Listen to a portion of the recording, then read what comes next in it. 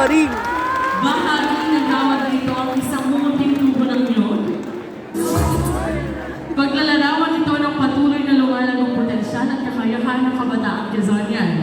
Pagkilala rin ito sa pag-asa ang paghubog natin sa kasalukuyan ay magbubunga ng kinabukasang mas maaliwalas, patas, at mapagpalaya. Ang tropeyong ito ay ang pangangarap para sa isang bukas na gaya ng isang matatag na puno ng nyog ay umaaraga ng buhay at hindi sinusupi nito.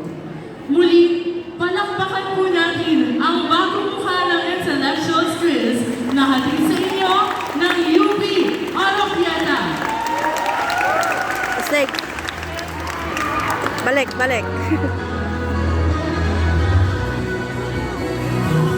Ayan, congratulations kaagad sa magkakamit itong ating Grand Trophy. Ayan, sana naman